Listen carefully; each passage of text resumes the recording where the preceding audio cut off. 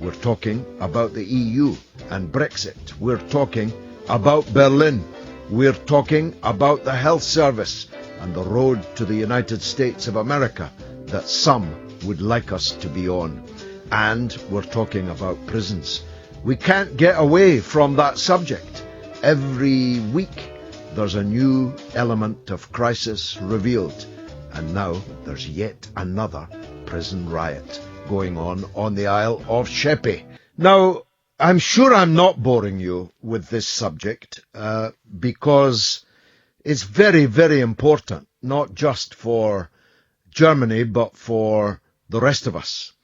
I'm sitting looking at the front page of The Times, which has as its lead story, Berlin massacre suspect was watched for months.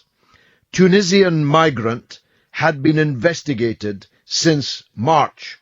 Police missed vital clues at scene of attack. Now, as a summary, that's pretty good, and it's a very good article. Triple header by David Crossland, Fiona Hamilton in Berlin, and Tom Kington in Rome. And the rest of the story is pretty good too, but it's not the whole story, at least not as I would put it.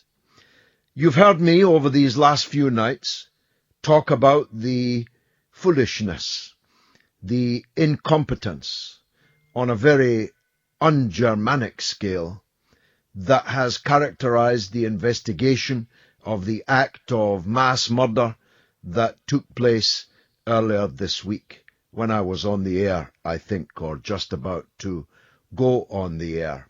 And there's no need for me to recap on everything that I said on every show this week about that, because it is now widely known and accepted that there's something very strange about this whole affair. Let me start with the obvious. If you were setting out to commit an act of mass murder, it seems to me you'd be very unlikely to bring your ID with you. Secondly, if you did, you'd be even more unlikely to leave it in the footwell of the driver's seat of the truck. Thirdly, any police officer, even Inspector Clouseau, would have found those ID documents far quicker than the 20 hours it took for the German police to do so. Fourthly, you would not have wasted time arresting the first brown Muslim Pakistani you could find 3 kilometers away and hold him for 18 hours and tell everybody that you'd caught the perpetrator when the real perpetrator, and I'll come back to that point, was already legging it, armed and dangerous, and presumably preparing for at least one last stand, which is likely to be a bloody one. All of that is strange beyond belief. But when you begin to look at the person whose ID card was in the truck, which doesn't mean necessarily that he was the guy that committed the crime. This could all be a grand diversion. That person may no longer be in Germany, whether he committed that offence or not. That ID card could have been left there by somebody else, and that's an avenue that I haven't seen yet explored.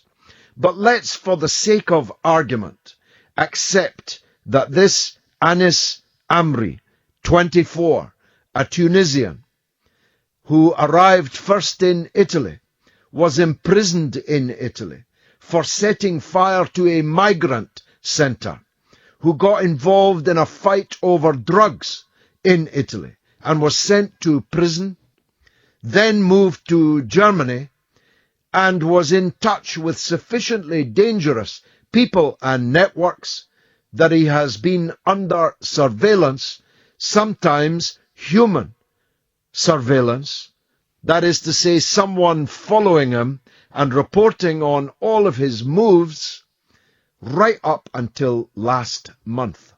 A person who had been found by the German authorities to be of sufficient danger of committing, and I quote, an act of serious violence against the German state, unquote, was nonetheless allowed to roam free, pending his deportation. This is an extraordinary story of incompetence at best, and something much more sinister at worst.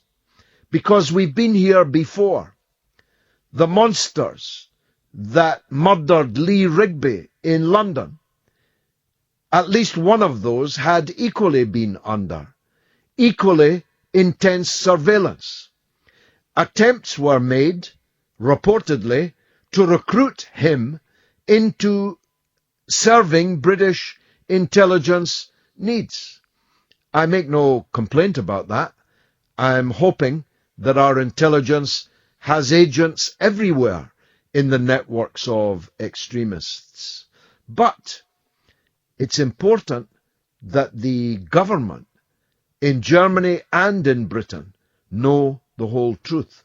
Because if you leave these things to the police, if you leave these things to the intelligence services, what happens if the police and the intelligence service turn out to be inspectors Clouseau?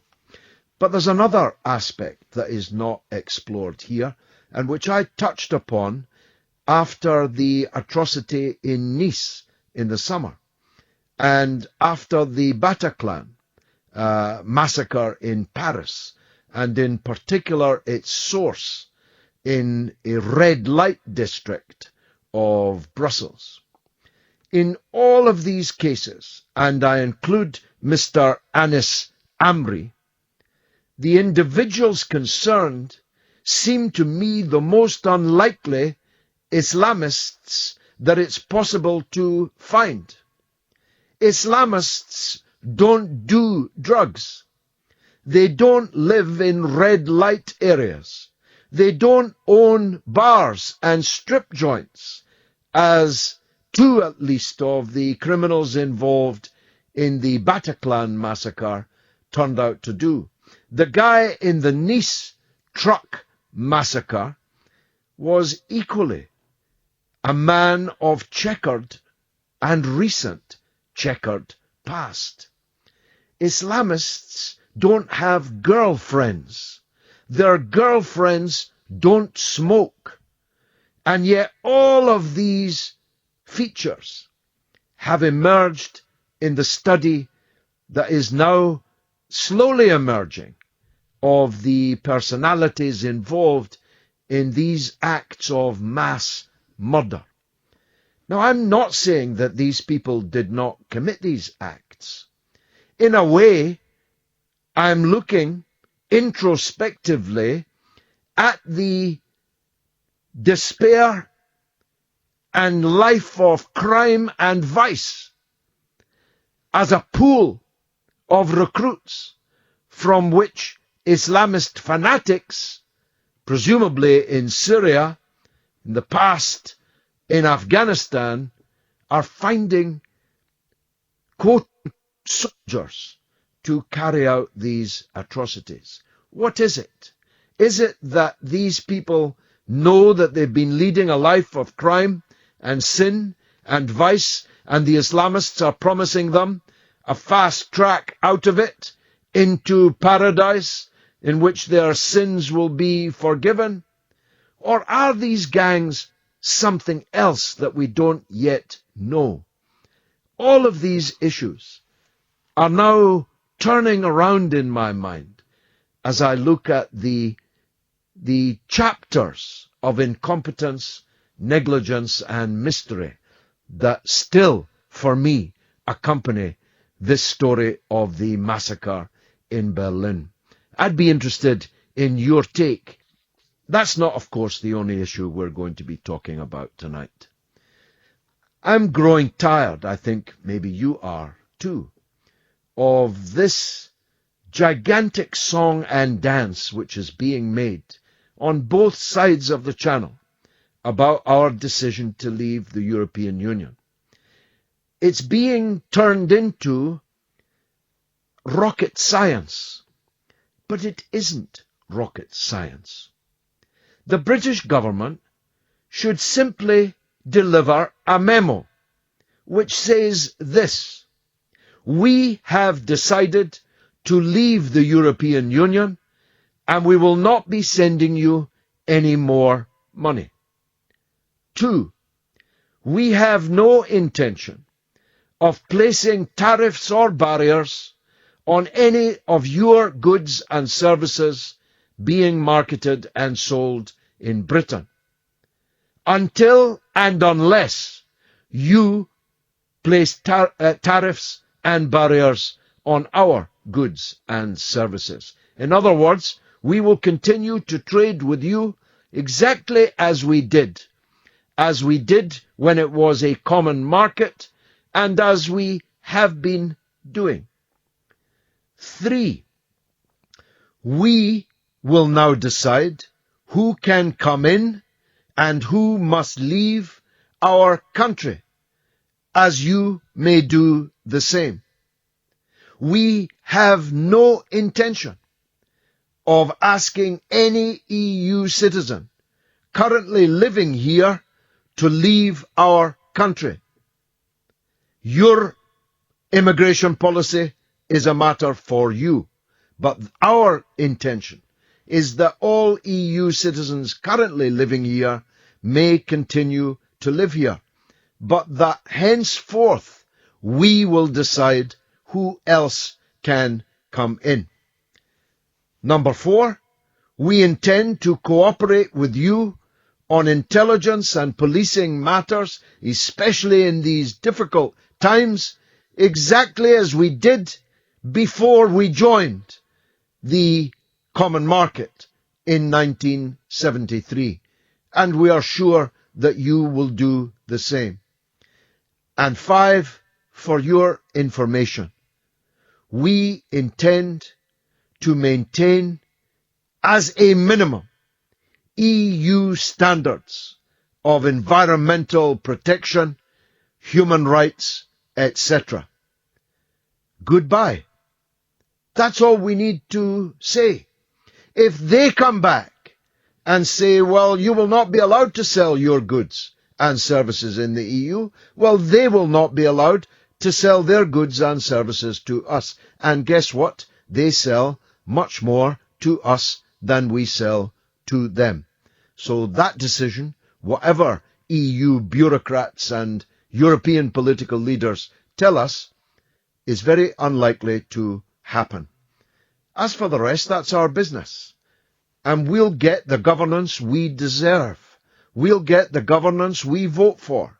If we elect Tory governments, don't expect any great intentions so far as the environment, so far as human rights, so far as workers' protection and so on are concerned. More fool you if you elect right-wing Tory governments. But if we elect a left-of-centre government, then it's the government that we will have voted for and will not be able to be stopped in its intentions by anybody in Brussels or anywhere else. Now, there's much more on this and other matters in the course of the show. But for starters, that's probably enough for me. You can see, by the way, on my Facebook page, on talkRADIO's Facebook page, the monologues I've given already this week, if you are interested, and many thousands of you have already viewed them. Now, I started out in part talking about the EU because I knew that our first guest this evening, Peter Wilding, is the spokesman for British Influence, an independent, cross-party, pro-single market foreign affairs think tank based in the UK. It was founded in 2012 to make the case for the EU amid the then increasing calls for British withdrawal. Its co-presidents were originally Danny Alexander, the former Lib Dem cabinet minister, Kenneth Clarke, the former grandee of the Conservative Party in several governments, and somebody called Peter Mandelson. It evolved out of Nucleus, a Euro-realist campaign who sought to put forward the case for Britain's continued membership of the EU. And I'm grateful to Peter for joining us this close to Christmas. Peter Wilding, thanks for coming on the show. No problem, George. It's a pleasure. I'm just wondering if you've given up, as it were, or if you think there's still something, maybe even everything to play for. Do you accept the decision of the referendum? Do you accept that we are leaving the EU? Oh, completely, yeah. It's fatuous not to. It was a referendum. It was in the Tory manifesto to say that they would honour the result of the referendum. And what we are trying to do now is to get the country to think more unified about Britain's role in Europe and Britain's role in the rest of the world, and to avoid a kind of car crash negotiation, which everybody would lose. Yeah, but if you mean by that, Peter, I hope you're still hearing me.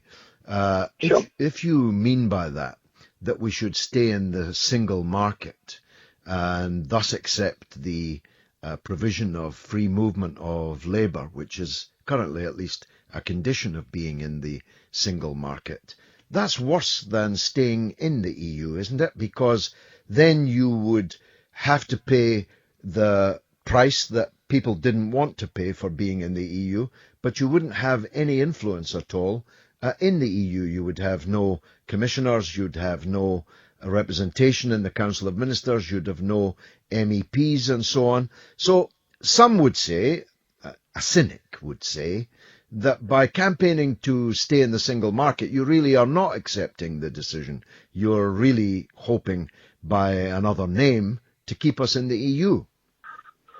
Well, look, the single market was a great British invention.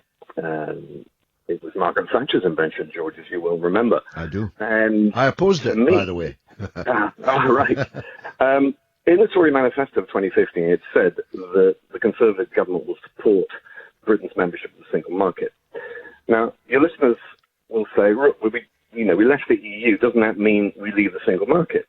And the fact of the matter, it doesn't, because Britain also signed up to another agreement called the European Economic Area Agreement back in 1993, which extended Margaret Thatcher's single market to what is now 31 countries. Now, that's a different treaty, George, and it's actually much more beneficial to the Brits. It gets us out of the common agricultural policy, the fisheries policy, gets us out of the customs union. We don't pay into the EU budget in Brussels.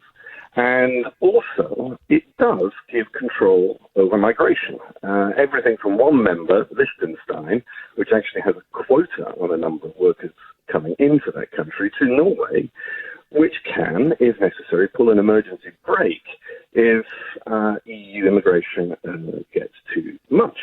So actually, it's a different treaty. It's a better deal. It stops Britain going into a negotiation clamoring over the single market when Britain could say, no, we'll negotiate our departure from the EU, but we are still members of the EEA, so we're still members of the single market, and we have these red lines that the referendum voted for. So, and it also is a transitional agreement. It's essentially a soft landing for Britain to leave the EU, have a halfway house which doesn't burn the house down, and enables the government to sit tight and work out what is the end game for Britain in its relations with Europe. I want to press you on the free movement of labour, because I'm guessing that most people by now know that was the decisive issue in the referendum. I myself, living in central London quite well, thank you very much, have a great many benefits from the free movement of labour. I can choose any one of 36 European Union electricians, plumbers, nannies, babysitters and so on at really quite low prices, which are very high wages for the workers concerned compared to what they'd earn at home. But for those constituencies, more than 70% of Labour constituencies in the country, for example, voted to leave the European Union. This is the decisive issue. Now, you say that you pray Liechtenstein in aid. With all respect to Liechtenstein, it's only a few streets and clearly could not possibly absorb unlimited EU immigration. And it's always had this opt-out.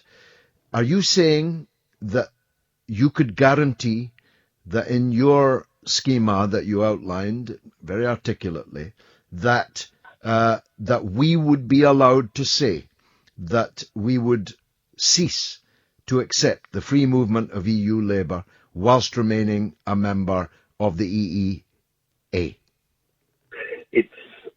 It's two forms of negotiation. Basically, if the British government say, no, we don't recognise that Britain will be a member of the EEA after we leave the EU, and we're not a separate party, then they're going to go into the negotiations after Article 50 is triggered, and they will have on one side 27 countries saying, sorry, you're not getting access to the single market unless you agree to exactly these four freedoms that we, the remaining EU, hold dear, as opposed to us going into the negotiation and saying, look, we are a member of the single market, so we don't have to go into battle with you about how much of the single market we retain and pay for, as Davis has said, and how much free movement of labour we concede.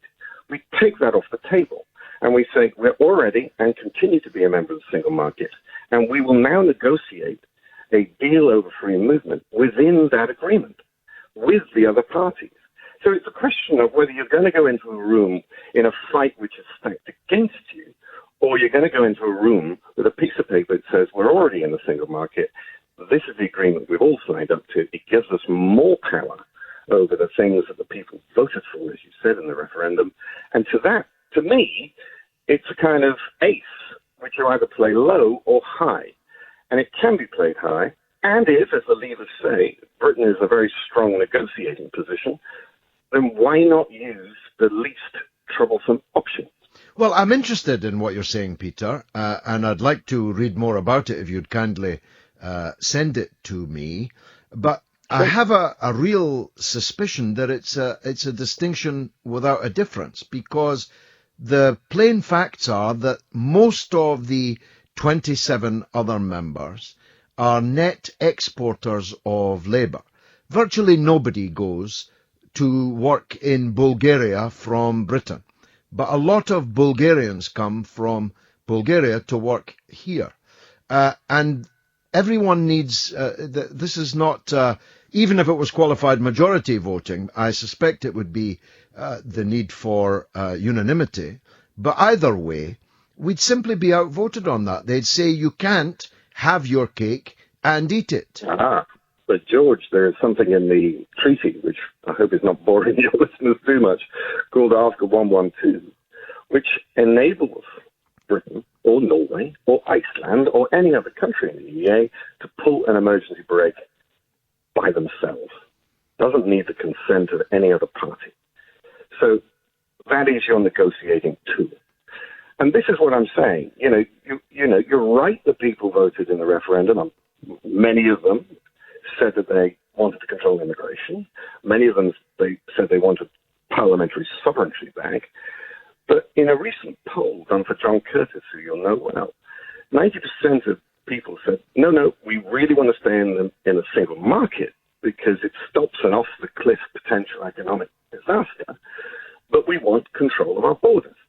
Now, this deal enables that to happen. And it's certainly at least worthy of exploration by the government. They shouldn't dismiss it overhand. Parliament should have a vote on this. But it just enables us to get across this kind of Yahoo war going on where, leavers versus remainers. We've got to get beyond this referendum. It's 6 months ago. And because there's a vacuum now, George, where no policy has been put forward, the extremes are coming to the fore. And we're not getting any clever, reasoned debate. And this is why we at British Influence, and me in particular, are putting this forward as a way of getting through the impasse. Because next year could be a lot worse than this year. Well, you say that, Peter, but it's quite a mixed bag. I've just been reading about the boom in British motor manufacturing. No, I'm not talking about the economy, George. 170,000 I'm vehicles. not, Sorry. uh, Okay, go on. I'm not mentioning the economy here. I think what will get worse is that this is a scenario that we see. Trigger Article 50 in March. Britain puts its demands down. They're quite clear. No ECJ, control of borders, laws made in Britain. A month or two goes by. The Commission and the Council come back and they say, not only can we not give you that, but here's a bill for 60 billion euros. This is your exit fee. And I hear in Brussels that the expectations of basically a crash landing, namely that both parties walk away from the negotiation, is looking to be about 70 to 80%. Because you can imagine Theresa May in a very difficult position when she goes into this negotiating room, when the other side are not going to negotiate on the very issues that she says are the red lines. And to any negotiation, that could lead to one of the parties just walking out. That is an off the cliff. That is a potential political and economic problem. I'll put it no more than that. My last point, and I really do want to read further into what you're saying. I'm impressed by the way you're making the argument. But my last point is this: you talk as if Europe was, or the European Union rather, was doing quite well and in a strong position. But we both know that that's not true, that the European Union is riven with structural fault lines, and political trains are coming down the line in Italy, in France, in the Netherlands, and in relation to debt from Greece. These trains are all converging on Brussels, and they have the capacity to destroy the whole edifice. Well, of course, that's what I meant by 2017 being potentially even more dangerous. But these things are out of our control. You asked me to come on the program to talk about the things that are in our control. And whilst you're right that nobody can predict how 2017 is going to pan out as far as the European Union, I want Britain to be not an arsonist of Europe, but a builder, or potentially a rebuilder of Europe, because Europe doesn't go away. We are geographically linked to it. And what worries and saddens me is that Britain is essentially seen as being in retreat. And we all talk about this, we're going out into the world and trade deals are imminent, but they're not. We've got to deal with the issue that we've got on our plate first, and that is we have to renegotiate our position in Europe.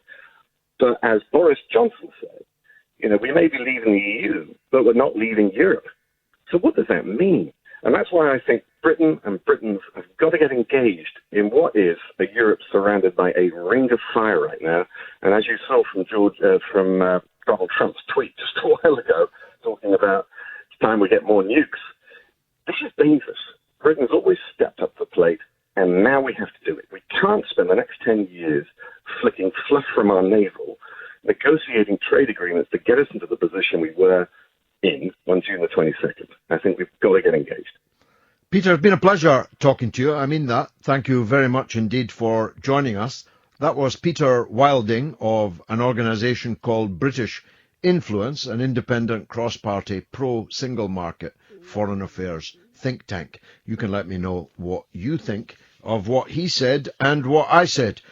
Bunny G, referring to my 5-point plan for withdrawal from the European Union, says your naivety astounds me. 1, your plan's too easy and obvious, and 2, where's the new swimming pools for the lawyers?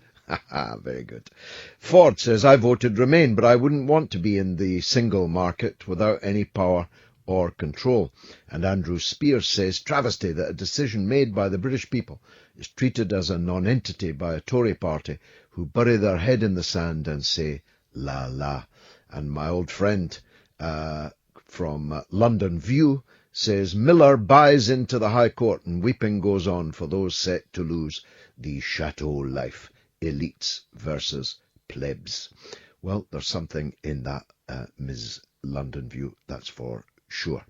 Neme Dehya says, if my auntie had balls, she'd be my uncle. My quote of the year from George Galloway. Merry Christmas. Thank you very much. And finally, Michael Walker asks, why? Who would want to plant a fake ID? Well, it's like this. If there was an ID, in the cab. Why did it take the police 20 hours to find it? During which time they had arrested an entirely innocent Pakistani and begun to spin around the world a narrative around him. He was guilty only of being a Muslim, of having a brown face and a Pakistani accent. He was 3 kilometers away from the scene of the crime. And even worse, during the time they were holding him and spinning their narrative around him, the actual perpetrator, armed and dangerous, was legging it God knows where. In those 20 hours, that person could be out of Germany. I don't want to speculate on where they now could be, but they may and probably are still in Germany and definitely preparing for a last stand somewhere. And we better hope that the only casualty of that last stand is them. And then there's the matter of passports, unsinged, unharmed, after the devastation of the Twin Towers, belonging to the hijackers that were found in the environs of the Twin Towers, absolutely without blemish. Then there's the issue of the identifying documents, Korans and so on, left in a hired car at Boston Airport prior to the aircraft journey that took the murderers into the Twin Towers.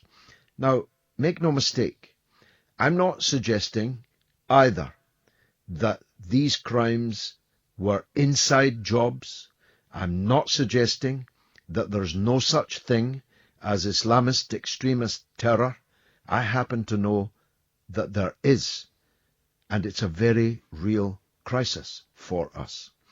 What I'm raising the question of here is not just the incompetence of the people who investigate these things, but whether it's worse than incompetence, that there's some conspiracy going on in regard to these crimes. Maybe even a well-intentioned one, but a conspiracy nonetheless. Because if you push me, I don't believe the police didn't find those documents for 20 hours. That's not credible to me. Even Inspector Clouseau would have found the ID document of the mass murderer under his feet in the footwell of the driver's seat of the truck. I just don't accept that they didn't find it. And so I'm left wondering if these documents were produced later to point us in the direction of the person who may well be the perpetrator, but is extremely unlikely to have left them in the footwell of the truck, and even more unlikely that they would not have been found. Let's hear from David in Stirling. David, go ahead, sir. Hello, George. Hi. Still a big fan and still want you to be a Scottish leader, big time. Thank you very much, David. Thank you. Right.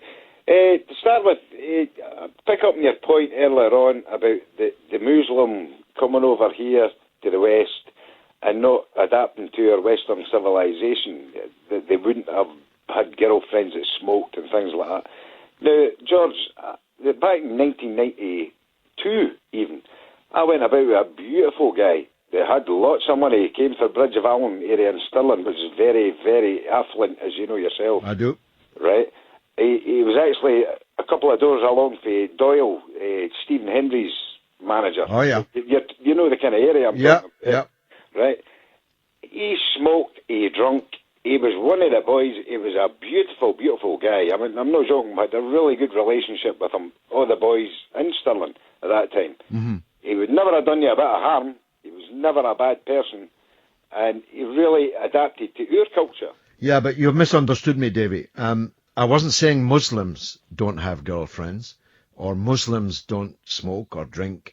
I was saying Islamists, Islamist extremists that are ready to kill themselves and kill many others. But come on, George, our jails are full now of Islamist extremists that are supposed to be extremists, but I know for a fact, I've met a lot of them, that they actually are people just like ourselves. They adapt to your way of doing things. No. Human. They're human, George. They're human. What I'm saying to you is, if you're building a profile of an Islamist, look at these maniacs that have hold on a minute. Look at these maniacs that have just been turfed out of Aleppo, these so-called rebels. They killed people for smoking. I mean, literally.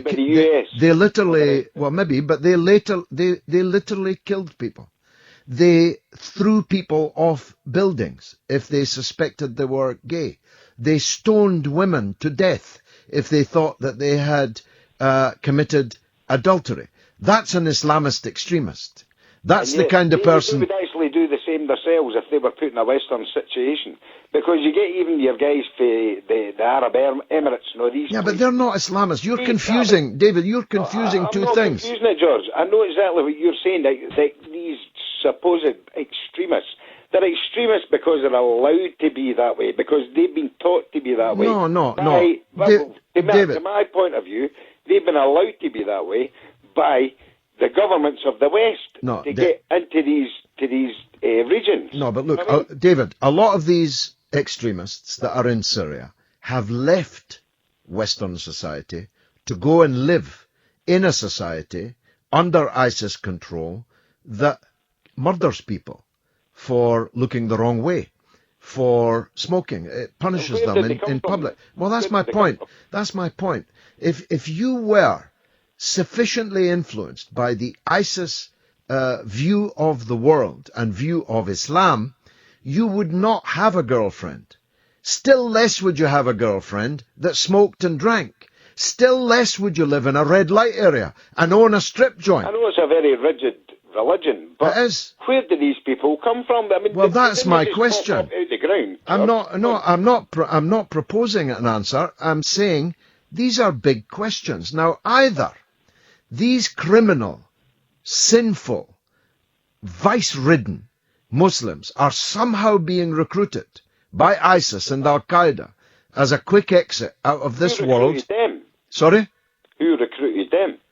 Well, that's another question, Davey. We'll maybe come back to that on another night. But my point stands, I think, that if you were coming forward with an average identikit of the people who've committed the crimes in Brussels, Paris, Nice, and now Berlin, they do not add up. The average identikit of all those perpetrators does not add up even to a reasonably observant Muslim, never mind an Islamist fanatic.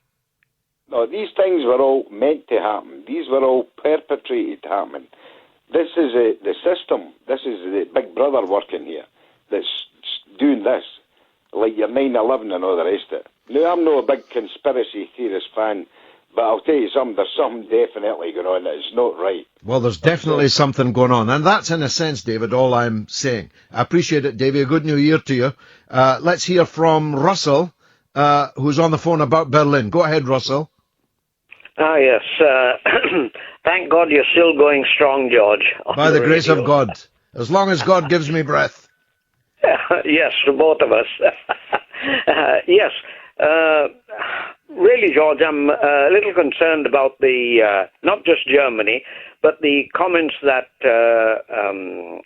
what's his name, the U.S. contender. Trump, yeah. Yes, exactly, yes. Now, I was a little concerned when the two of them were in the running for the White House, and looks like we got, the less of two evils from what you were saying regarding Russia. But I don't like his comments that he has made recently. It's very concerning. He's raising the tension again. Yep. Don't you think? Yes, I do, absolutely. The only saving grace is that he probably forgot that he'd done so right afterwards. He rode back from his idiotic statement that this was some kind of Christian-Muslim confrontation. Quite apart from the fact he's the least Christian person I think we've seen in that office. And he used to make a virtue out of that. This is a guy to whom no vice or sin is foreign, if you'll forgive the pun. This is a man who's broken the 10 Commandments at least most of them, more often than most. This is not a clash of civilizations. First of all, these terrorists don't represent Muslim civilization, and the political leaders in the West don't represent Christian civilization. Whatever else they represent, it ain't Christianity. Mm. Yeah, that's quite right, George. But the thing is that he's poking a stick at two very great powers here, Russia and then China. I don't know whether you saw the show regarding John Pilger and China. I haven't yet seen it, but I'm a great admirer of John Pilger, and I know the essential line that he is taking. It seems a paradox that Trump seems determined, and I think it's sincere, to build good relations with Russia, and all of the things he's done so far indicate that. But he wants to have the most belligerent relations with China. And that will not be possible because Russia and China are extremely close allies. So we must hope that Russia can temper some of this belligerence on the part of Trump. Yeah, well, the thing is, I think Russia may be a little forgiving, but I don't think China will be. No, I think the Chinese have been morphing since the late 90s into a power that says we are economically strong and now we're going to start being politically strong and if we have to be, militarily strong. The days when China could be disregarded, let alone bossed about, are gone. This is what Deng Xiaoping said to Prince Charles at the handover, when Charles tried to give him some advice on how Hong Kong should be run after it came back to China. He said, on his feet in public, the days when China could be told what to do by foreigners are over. And 17 years, 18 years have elapsed since then, and China has gotten stronger and stronger, and Western countries weaker and weaker. So it's very, very unwise to be poking a stick at China. Mm-hmm. Exactly, yes, I quite agree. And I really do like your 5-point plan. It seems very sensible. Yeah, I mean, it's very simple. Yes. But that's essentially where we are. We're in a simple situation. We're leaving. We're not sending you any more money. We don't intend to kick out any of your citizens. What you decide to do is a matter for you.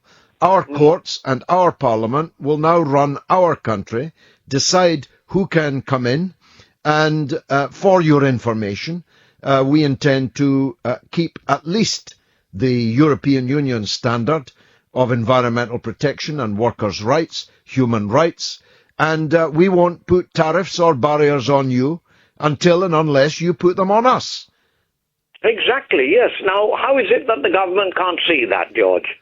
Well, you ask me. How can I tell? Anyway, Russell, it's been a pleasure. A good New Year to you, my friend, and a Merry Christmas. Thank you very much indeed. That was Russell, bringing towards an end the first hour of the show, but there's 2 more hours to go, and some very interesting topics, and a lot of interesting tweets. Scottish Bull says, why no blood on the front of the truck, or damage apart from the windscreen? Wayne Mack for Palestine says, how many of these prisons are in public or private hands? Another epic Tory government failure. It is, you know, Wayne.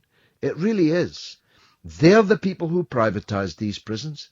They're the people who cut 8,000 prison officers. They're the people who have cut and cut and cut the budgets in the name of austerity and now are overcrowded, understaffed, utility-powered prisons are going up in smoke. Another one right now in the Isle of Sheppey. We'll get more on that in the news very shortly. It's an epic fail, all right. And Martin sends an email. Like me, you are getting sick and tired of these pipsqueak establishment politicians and so-called media establishment commentators telling us, the working class, how to think and behave. Have they learned nothing from Brexit? Well, I was interested in I've been reading the Times. A good edition today, a lot of interesting stuff in it. One of them was from a guy called Tim Montgomery, who purports to be a man with his finger on the pulse. I'll come back to that later. Now we're getting calls from Japan and many other places, people accessing what is rapidly becoming a university of the airwaves. Certainly it's a free space, and you're free to give me your point of view. Coming here, I was listening to Sputnik Radio, an American show by a very important broadcaster called Tom Hartman. He was talking about the healthcare system in the United States. The Trump government intends to reverse what they call Obamacare, but Tom was looking farther back into the fight by the late President John F. Kennedy, God rest his soul, and his fight to establish Medicare in the United States. His ideological fight to break the right-wing shibboleth against what they call socialized medicine, as if it were some kind of toxic, contagious disease. They were bitterly resisted, the Kennedy administration, and it was only upon the murder of Jack Kennedy that Johnson was able to get through the main principles of Medicare based on the sentimental argument that this was what President Kennedy wanted. You have to pass his legacy into legislation. But there was then a series of phone calls and actualité played from American politicians and pundits. And crudely summarizing them was an author, former Navy SEAL, seems to be something of a personality in the United States now, and he was quite blunt about it. I don't want to pay for anybody else's healthcare, he said. It's not my job to provide for Joe Schlow's healthcare. He must provide for his own healthcare, and if he cannot, then he'll have to go without it, and presumably die on the author's doorstep. Maybe he's in favor of socialized cleansing, and maybe the body would be picked up. Now, that's an extreme, of course, the idea that you're no more entitled to healthcare than you are entitled to dine at the Ritz. But it is, if you like, the end of a road down which we have been travelling ever since Margaret Thatcher began to nibble away at the edges of the idea of a public and publicly funded, free at the point of need healthcare system. And those nibbles became big bites. And they became big bites not only under John Major, but also under Tony Blair and also under Gordon Brown and David Cameron after him. The National Health Service is not safe in any of their hands. That's why we've got a concerted effort being made to paint the NHS as in such a state of crisis that it is no longer fit for purpose, and that we need, therefore, an entirely different system, one more like, rather than less like, the system in the United States. Let's talk to Roy Lilly, a former NHS chairman, recapping on what 2016 meant for the NHS. Roy, thanks very much for joining us again. George, good evening. It's a pleasure. Thank you. Thank you, my friend. Would you say that 2016 was a bad year for the NHS, and is 2017 going to be better or worse? Oh, well, George, it's not. Listen, it's been a bad year. You know, the sky is dark with chickens coming home to roost this year. It's been a really bad year. I mean, we've had on the management side, we've had the inheritance of Andrew Lansley's chaotic reforms, which everyone is still trying to work through and sort out and ignore. More importantly, of course, we're still having the impact of the coalition's government austerity economics, which started in 2010, which have meant we've had pretty much flatline funding for the NHS between 2010 and 2015. And in the new funding cycle, 15 to 20, although the NHS has had a bit of money up front to try and stabilise its finances, over the piece between 2010 and 2020, the NHS will have had flatline funding. Now, of course, that's against at least a 4% growth on average, but in major cities, the growth is much higher. And our partners in care, social services, on whom we depend so much, particularly for looking after the frail elderly, they've had their budgets cut by over 30%, and they're on their knees and collapsing. So it doesn't matter which way you look at it, it's been a bad year, George. And is it deliberate, Roy? Is it to say that, look at the state of this, we need a root and branch, a conceptual reform, which reforms us out of the NHS as an idea? No, I don't. I mean, I still think that the system of socialised medicine, where we all put a few quid in the hat, and if we need it, we can take it out, that makes sense. Social insurance makes sense. If you go to a private insurance or even not-for-profit insurances, you'll have 4 or 5 different companies that'll have 4 or 5 different overheads, 4 or 5 different people taking money out of the system. So socialised medicine makes a lot of sense, and that's why the NHS is the envy of the world, really. Wherever I go, people are envious of the fact that we all are prepared to syndicate as a society the costs and our losses that are occasioned by midwifery and accidents and illness and disease and all the rest of it. So we share that risk. What's gone wrong here is the NHS is certainly under huge pressure, but it's still working. I mean, if you go into A&E, 1 in 10 people won't be seen in 4 hours, but 9 out of 10 will. So it's still under pressure. We've got a lot of elderly, frail people backed up in hospitals, which is stopping the flow through hospitals simply because they can't get home. The problem is the money. Now, here's quite an interesting statistic. I don't want to blind people with numbers, but in the year 2000, we put 6.3% of our GDP, that's our gross domestic product, everything we earn, we put 6.3% of that into healthcare. We had a huge increase during the Blair years, where he brought us up to the European average, just under 9%. We this year, are putting in, once again, 6.3% of GDP. There is just not enough money. It's austerity economics that's crippling the NHS, not the system. Well, you agree, you believe that, and of course it goes without saying I do too, but the people who are running our country are unlikely, at least in their private moments, to feel that.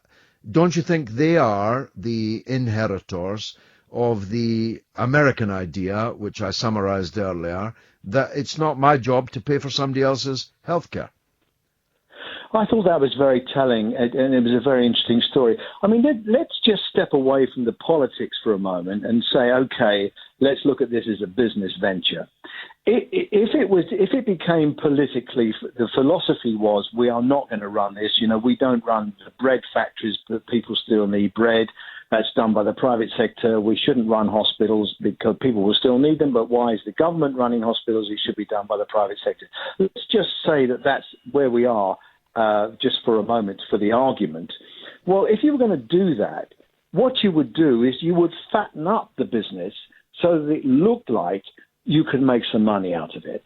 Now, if we have a look at the efforts that have been done to do that, if you want to see them in that context, look what happened at the experiment at Hinchinbrook Hospital last year. There was a private venture capital funded company that came in and said it was a small hospital, only 400 beds, and they came in and they said, we think that we could run this hospital better than you can. So they said, okay, we'll give you the opportunity. They came in, they ran it into £5 million worth of debt and paid £2 million penalty to get out of the contract. It's not because they couldn't run a hospital, and it's not because they're a bad company, and it's not because private sector is bad and public sector is good. It's simply because there isn't enough money in the system to run it properly. And we've seen another big company, Serco, which used to do clinical patient-facing services. They pulled out because they couldn't make any money. And just last week, Mears, a very big provider of domiciliary adult care, social care at home, they handed back 3 of their largest contracts and said, we can't make any money out of this. So it's all about the money.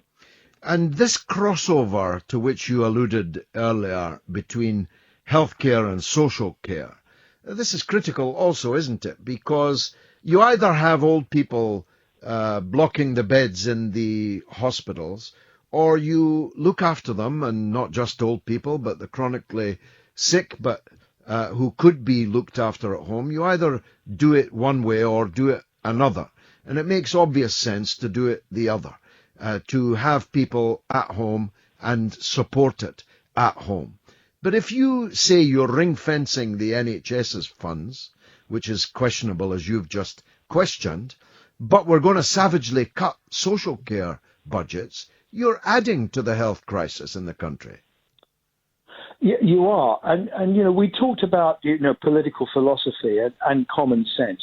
I mean, it's common sense that if you've got a whole slug of your population, a whole slice of your population, which is likely to be vulnerable and frail, the clever thing to do is to look after them before they need your help.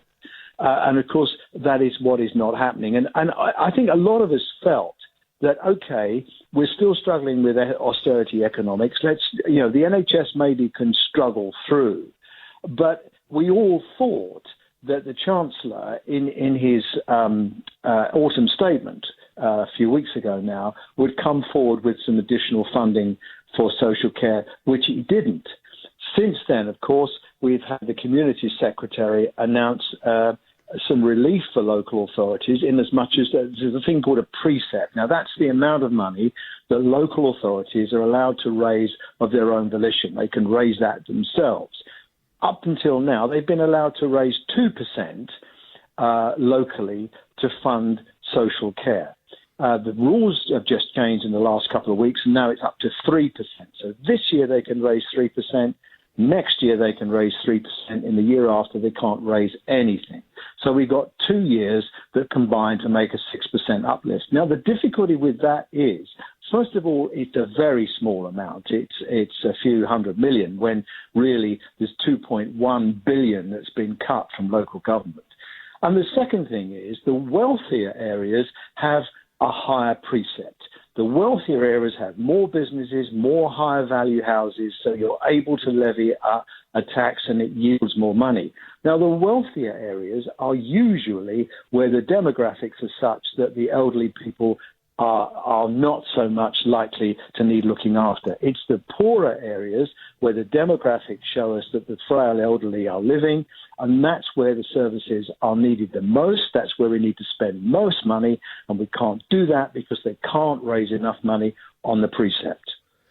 Brilliantly put, Roy. I wish I'd said that. I will. I promise you. Roy Lilly, former... Christmas gift to you, and to you. Thank you very much. Merry Christmas. Roy Lilly, former NHS chairman, summarising perfectly, I thought, the hypocrisy of the government's attitude to the funding of the health service, and powerfully, I think, more powerfully than I did in my introduction, shooting down the idea that actually there can be any merit at all in going down any further down the American route of privately funding, individually funding our healthcare. It's more expensive, it's less efficient, it's vastly more profitable for private companies, but the cost is paid by the rest of us. So, are you a junior doctor? Were you affected in any way by the dire straits in which our healthcare and social care systems, and henceforth these two issues should be linked together because they cannot be separated? Now, let me go back to the drawing board here. 52% United Europe says on the NHS, what a stupid question. It's been worse off every year for the last 20. And Vic Sawyers says, my mum was in hospital recently. There were more ambulance men and women than patients waiting. A joke. I can't imagine why that happened. Certainly not been my experience. Andrew Spears says it's what the Tories want. 0-hour wages and no contracts in the private sector, and will want that in hospitals, unless you are rich. Ford again says, once again, it's the lack of common sense that this government has about the NHS. It's so frustrating. I've got to tell you, it's not a lack of common sense. It's an ideological aversion to the idea of the essentially Labour idea, of course, that we're better off together than we are as individuals, that there is such a thing as society, that there is something called us and always, not just me and now. The guy that I talked about that was on the Sputnik radio as I was coming in here, the American author, when he says it's not my duty to pay for other people's health care, he really means it in a deep and fundamental ideological sense. And Simon Brian Anderson says, Jeremy Hunt has placed a sign on the end of the NHS bed. It reads, do not resuscitate. Let's hear from my old friend David in Stirling. Go ahead, David. Hi, George, again. Good to hear. Just to talk about your NHS funding again. Yeah. I stay in Stirling, and we had a brilliant hospital that was run here. It was just built about 15 years ago, and they destroyed a lot of it to centralise it to Larbert, which is about half an hour away from Stirling.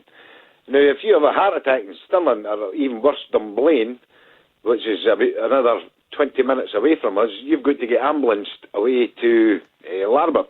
Which, by that time, you're dead. Okay? What's the travel time from Dunblane? From Stirling to Larbert, I mean, on a good day, you're talking about 20, 25 minutes. From Dunblane, I would imagine it would be about 40 minutes, easy. You know what I'm saying? Yeah, I do. And that's their nearest big hospital, because the joke that we've got here shuts at 9 o'clock at night. It's just for minor repairs and all that kind of thing. So the reason I'm getting into this, you fail to mention when you on the discussion is, which I respected the guy you were talking to, that you see when things do go privatised, like Richard Branson wanted to get into the NHS system and all that carry on. Yeah. And what's happened in the railways, what's happened in every industry that has been privatised, they actually get 3 times more funding from the government than the actual... Well, that's certainly what happened on the railways. That's certainly exactly what happened. Exactly 3 times more. So, I mean, you're talking about Southern West and all the rest of them, right? That Southern Railway track. Yeah. Now, they've actually, the privatised industry have got that much of a grip in the government that they've got a deal that if they go on strike, see any loss of fares, it's the taxpayers' fault. It's no actually the privatisers that get charged for that. It's the taxpayer that gets paid for that. Well, look, this all began, and you sound like a man like me, old enough to remember it. It began when Thatcher privatised the cleaning services in the hospitals. Suddenly, the matron was no longer in charge of the cleanliness in the hospital. It was something that from which you should earn profit as a private company. Now, you and I both know the only way you can make more profit is to put more water in the bleach or make the worker work longer and harder for less. And the end result was an explosion of MRSA and other diseases spreading in hospitals. And some of those hospitals, some of those places became the most dangerous places to be in the country. And this was the start of it. And we opposed it at the time for that reason. We knew that when something becomes not part of a national duty based on an ideal, but becomes just another business. Somebody mentioned Serco earlier. Serco run prisons. They transport prisoners. They do catering. And they were doing hospitals, as Roy Lilly pointed out to us. If it becomes just another business, well, it's just another business. I actually wanted to join the prison service, George, until I heard the terms and conditions of what Serco or that S4G wanted to do for you. What they're actually their conditions were. Well, I'll tell you what, we're talking very shortly to Tom Robson, a former National Vice Chair of the Prison Officers Association, on this very thing. Because there was a few people in my family were in the prison service in the old regime. Yeah. Right? And they were given good money, they were well paid because of the job that they'd done. Yeah. Because of the job that they'd done, their pensions were well. And that, if you're actually locked up with the inmates, you know what I'm saying? Yes. But they had a relationship with them. Yes. Nowadays, the inmates are running the asylum. Well, that's true. David in Stirling. James Ball says, I needed to visit the local hospital for the first time in 20 years last month. I thanked God for the NHS that day. Amen.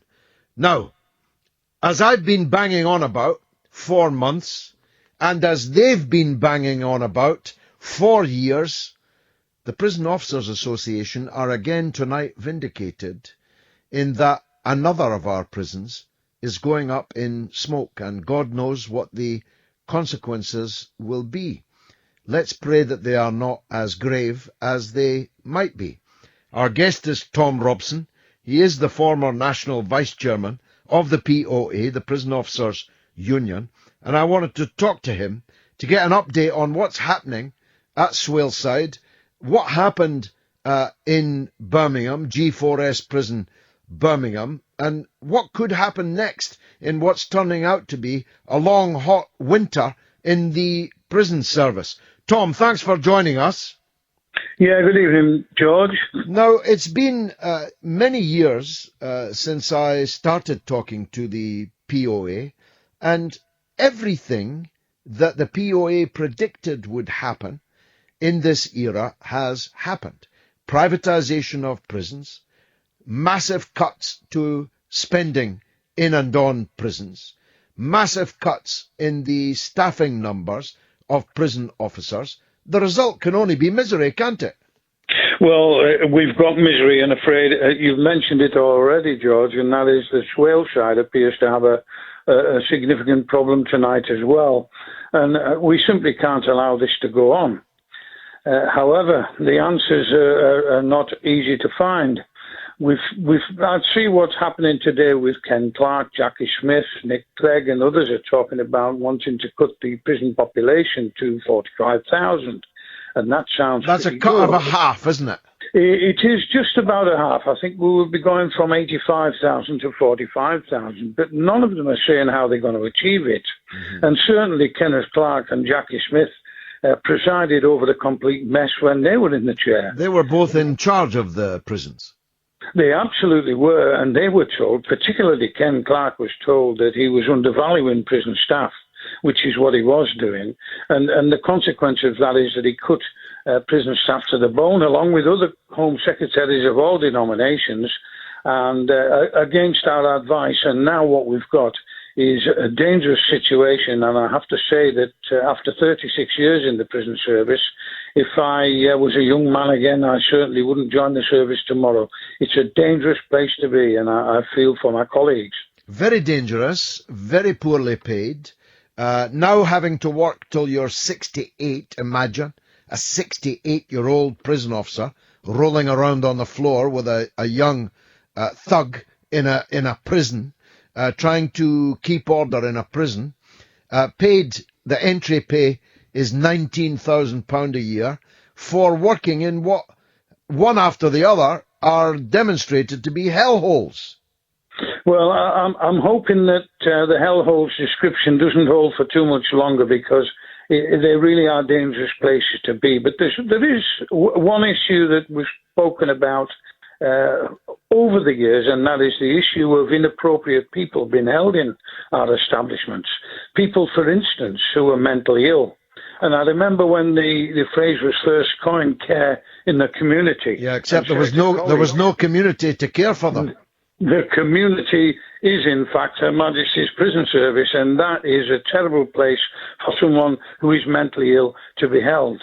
And if we could find beds, and there are none, but if we could find beds in secure hospitals and in mental health units attached to hospitals, if there was bed spaces there, then I think we could bite into the prison population somewhat. Well, I absolutely agree. I agree with these liberals today that we need to drastically cut the prison population. There are all kinds of people who are in prison who need to be somewhere else.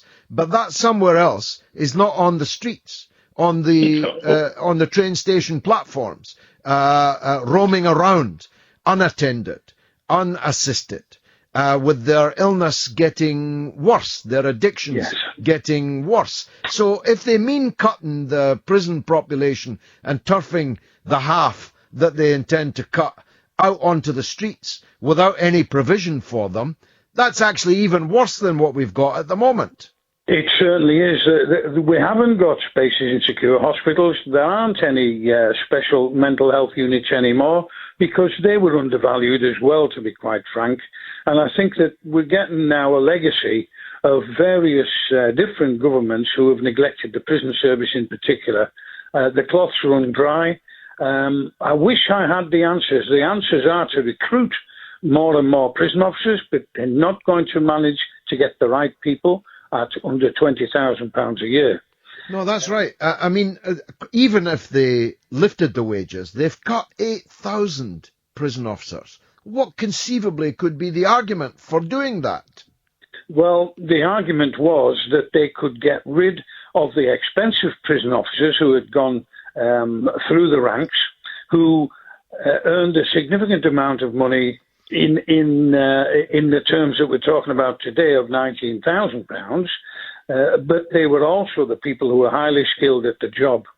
They taken them out of the top end of the service and brought people in at the bottom end on the cheap. We haven't got the experienced staff to put that experience on to the inexperienced people coming in at the bottom end. I actually think that they're being given almost an impossible task to do. Well, they are, and there are too few of them, too many prisoners, and therefore, I mean, the phrase that's used is warehousing, but actually that doesn't come close, in my view, to describing the actual situation. More like a furnace in which these people are being left effectively unreformed, no rehabilitation going on, cuts in all kinds of education and other recreational facilities and so on, and these men just become consumed in their own rage and dissatisfaction, and they start attacking prison officers and taking over the space. It really is a situation at the moment where we used to spend our time, if you like, with prisoners, trying to rehabilitate. There isn't time to say good morning to a prisoner these days. The second thing about that is that we used to spend our time making prisons a safe place for the people who were mentally ill, for the people who couldn't cope, for the people who simply were there because they couldn't cope in outside life. We can't even achieve that now, and we've got more interest in trying to make the place safe for ourselves. It just is not safe in Her Majesty's establishment, and that is a dreadful indictment on various governments, really. And one of your colleagues was telling me recently about the explosion in new types of drugs that are finding their way into the prisons. Again, lack of prison officers means that the smuggling, which has now reached quite sophisticated levels, using drones and so on, and all kinds of smuggling techniques. And actually, inside many of our prisons, it's actually organised crime that's running the jail.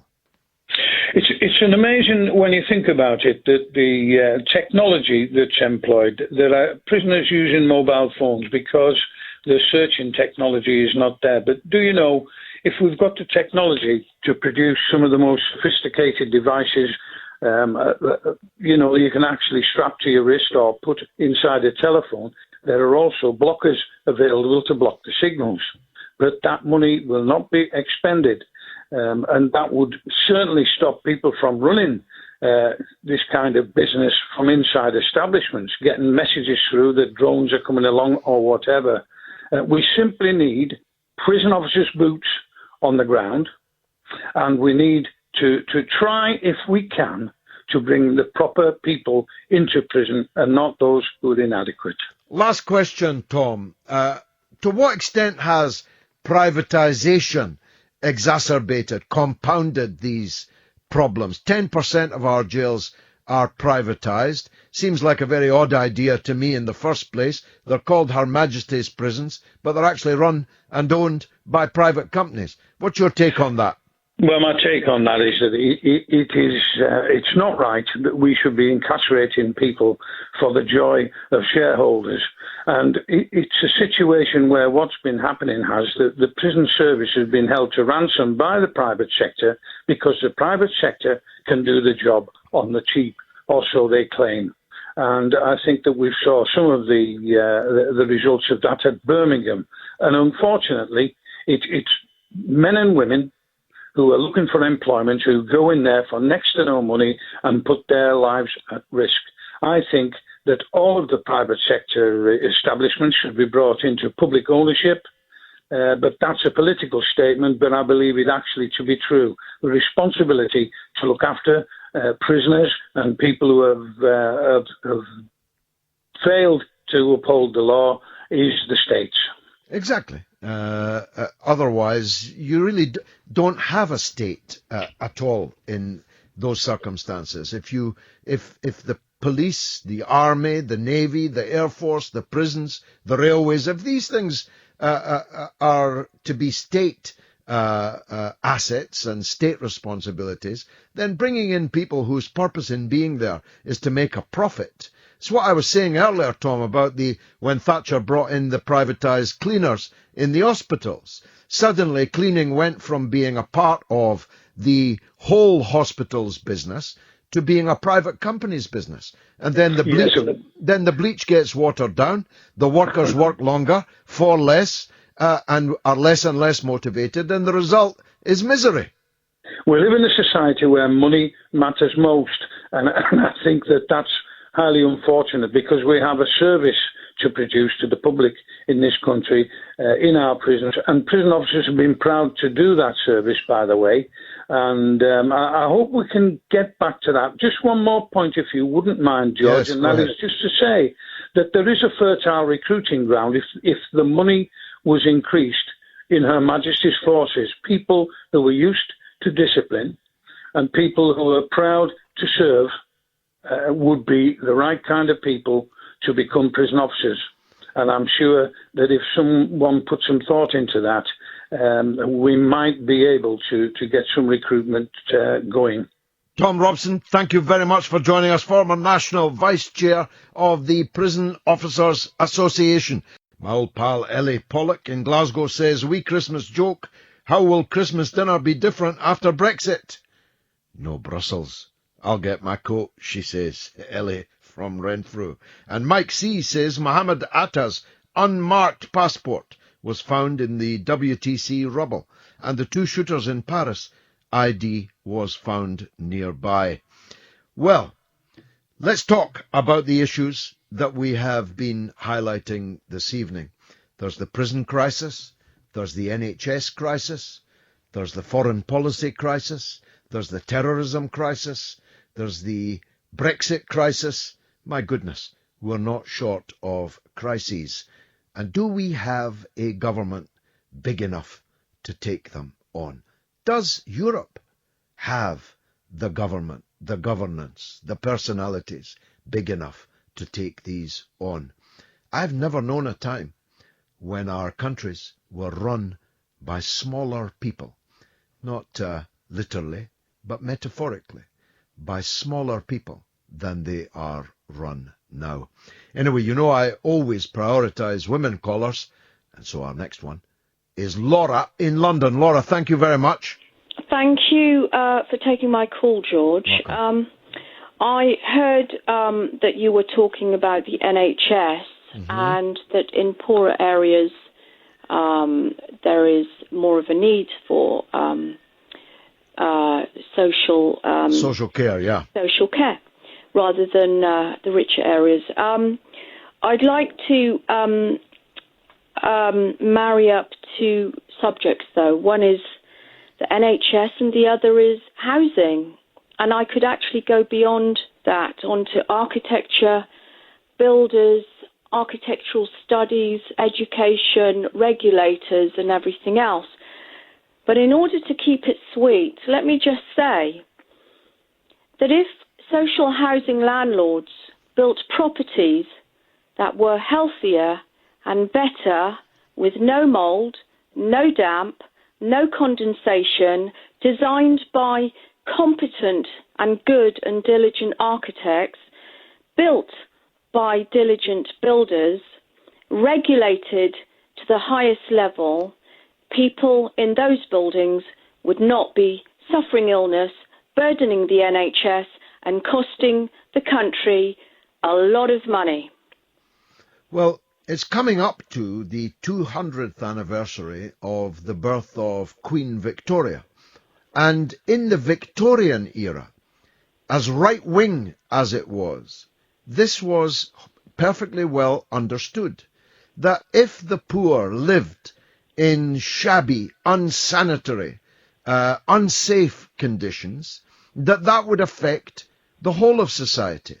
That if people didn't have clean water to drink, if they didn't have proper sanitation, if their houses were teeming with people and rats and all kinds of other ills, that this would bring down the general level of the population and the general ability of the country to be a success.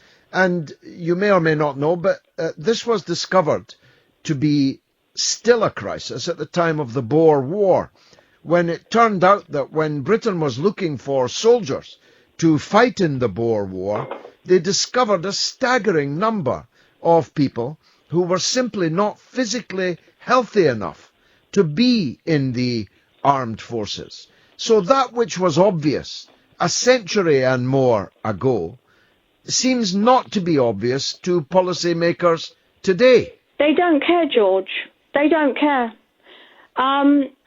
So properties are built in such a way and with such a poor level of insulation that you cannot compare it to Finland or Norway or Germany or Switzerland or Sweden, where they know about good quality double glazing or triple glazing, where you can sit right next to the window and you still won't feel a draft.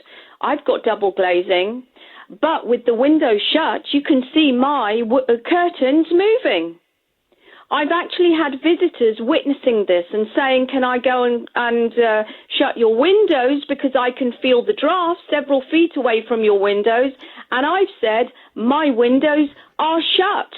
And when they didn't believe me, my visitors went and pulled back the curtains and were shocked to see that this so-called double glazing, built in Britain but is rubbish, lets through. So when it's windy outside, my curtains inside move. Now, in addition to that, the council wrote to my social housing landlord for one whole year, and they didn't get even an acknowledgement of all the correspondence, all the letters they kept writing them to ask them what they would be doing about this. How long have I spent on this? 18 years in a first world country. Sixth biggest economy in the world, Laura. 18 years, George. My lungs are done in. My health is done in. My immune system is done in. I have spent a lot of the NHS's money. But congratulations, Britain's social housing landlords, architects, regulators and government. This is how you've burdened the NHS. They are the joke of the world. When people come here from Eastern Europe and live in these cold buildings where they have to suffer not just from the cold but mould. The environmental health officer came here this week, George, and attempted to blame the mould in the bedroom on me sleeping in my bedroom, me having the temerity to breathe in condensation, my bedroom. That's what they always used to say. It's condensation. Yeah, but George, I open my windows, windows in every part of the property every single day.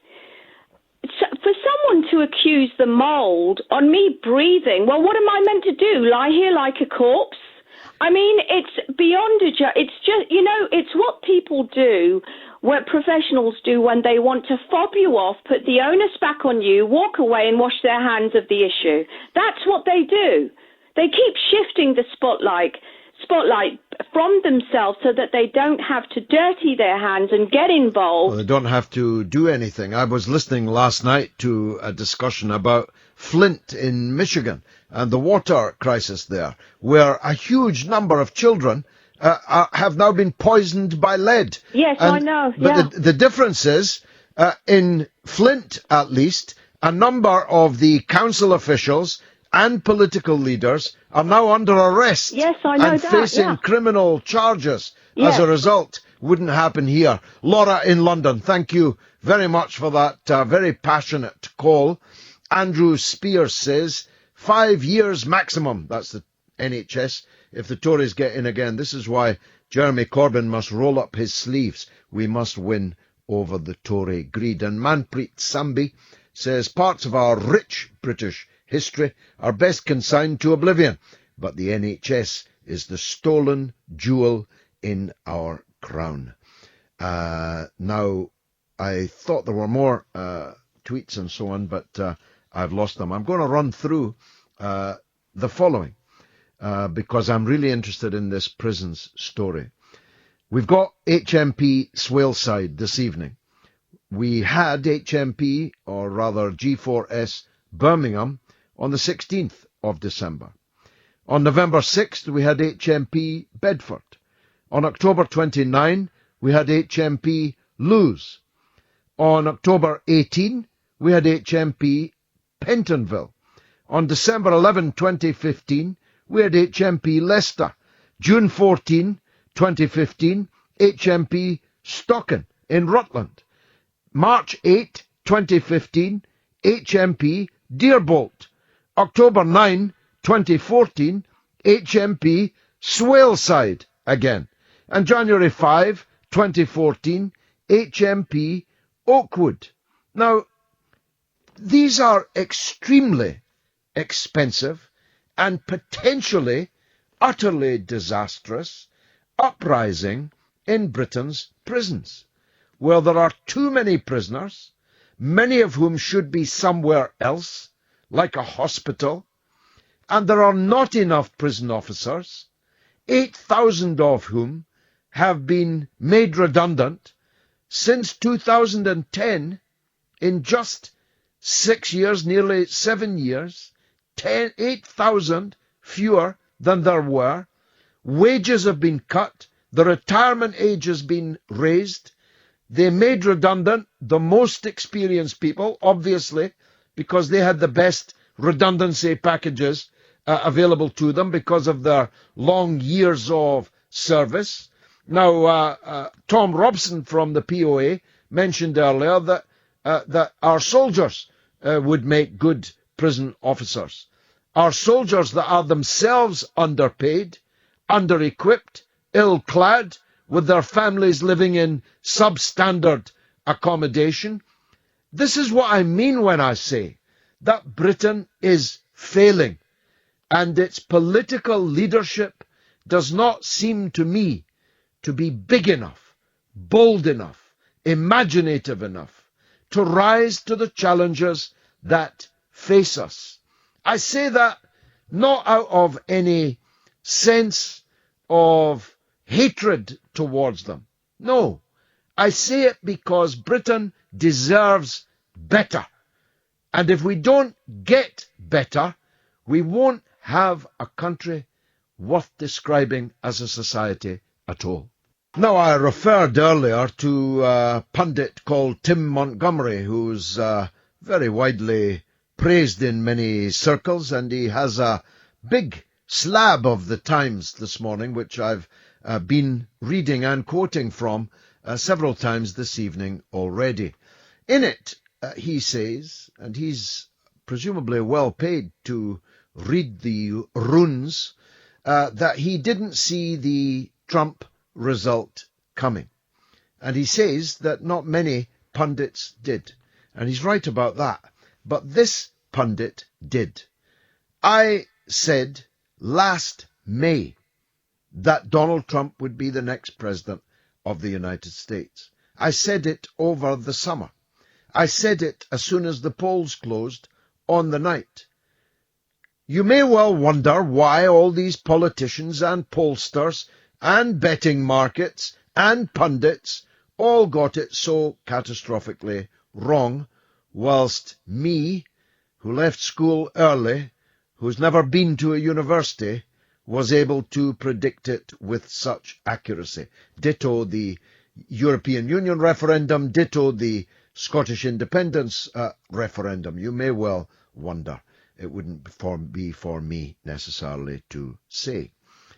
But I also said something else, that whilst I'm not happy that Donald Trump is to be the president of the United States, I'm very happy indeed that Hillary Clinton is not.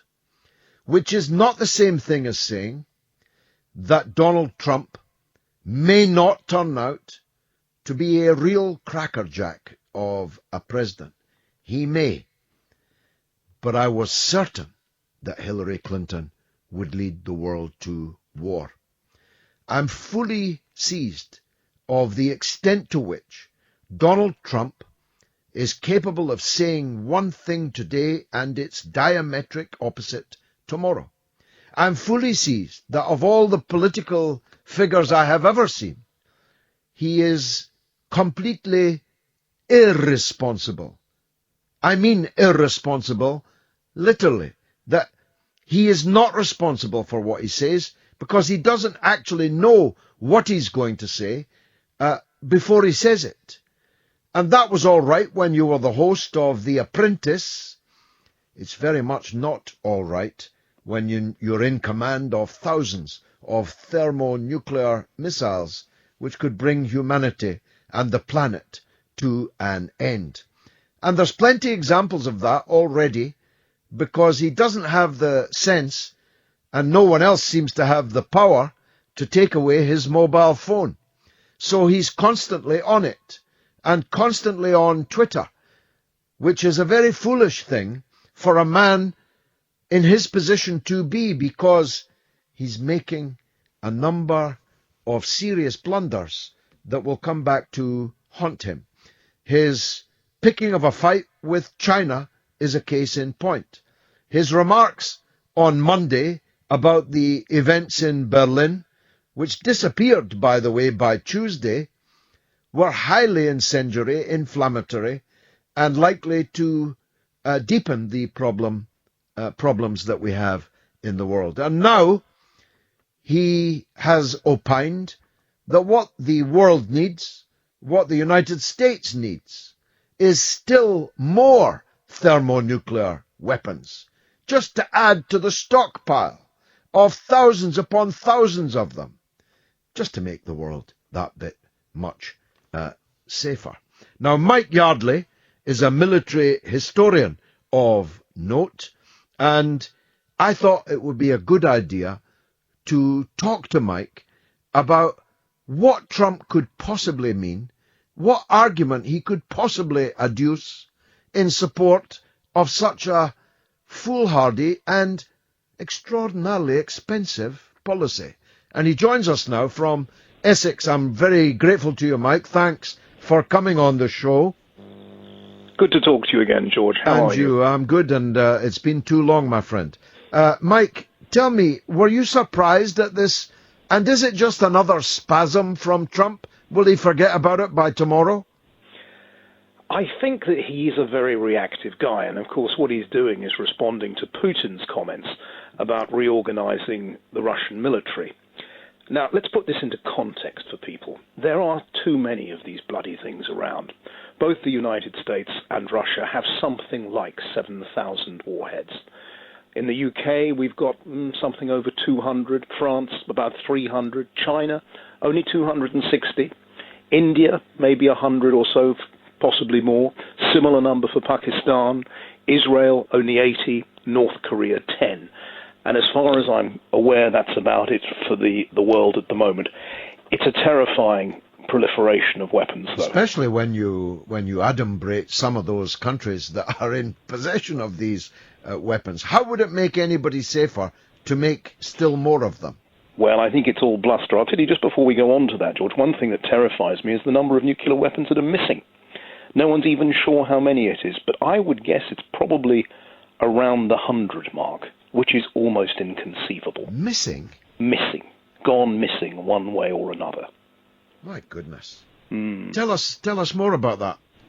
Well, the details are particularly in the Cold War. The figures, I've heard various figures bandied around, but it seems clear that the Americans lost something like a dozen or so during the Cold War era. But if you add it all up around the world, and there must be a similar sort of number in Russia or the Soviet Union, it was different figures. The figures that I've seen go from about 10 to 100 or more, but I'm pretty sure it probably is 100 or more, which is a terrifying prospect.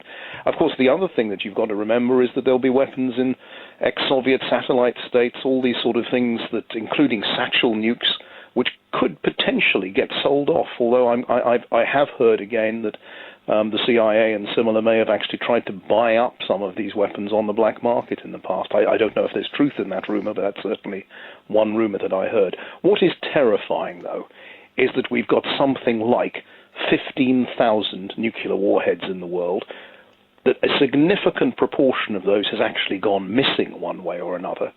And I just think it is probably a matter of time before there is some frightful incident. I can't see it not happening. With Incident or accident, Mike. There's equally that possibility. Yes. There's the possibility of rogues getting their hands. I mean, I don't mean rogues, ordinary rogues of the type that sometimes occupy the presidency of the United States, but actual criminals or terrorists. Indeed, that is a possibility. And the other thing that's happened, of course, is military strategy has changed. When I was in the British Army of the Rhine, NATO had something like 15,000 tanks in Europe. Now, I don't know what that is now, but I know that the British Army in total only has about 200 tanks now. Switzerland has got more main battle tanks than the UK. They have about 300. So we've actually gone back to a situation where we've become more dependent on nuclear weapons as well, because we don't have conventional forces to the same degree that we used to have. And that creates, again, a very dangerous situation, potentially. Now, the United States already spends more on military spending than, I think it's the next 7 or even 10 countries put together. Is it your view that Trump, despite all his other spending pledges to pave America with new infrastructure, to hell with the deficit, to put the Rust Belt back to work and so on, what's the cost of the likely increase in the United States arsenal of what he seemed to signal today? I thought what was interesting is looking, as we went into the US election, the defense industry must have been rubbing its hands with glee, because both candidates were hawkish, but in different ways. Hillary, I think, was likely to get us involved in even more war in the Middle East, and she was the candidate, if you want to call her that, sponsored by the Saudis and others. She was probably going to get us involved in a very serious situation again in the Middle East. Trump, on the other hand, with all his bluster, his Mussolini-like delivery, was talking up about creating the US into the sort of superpower that it used to be, or maintaining the US position.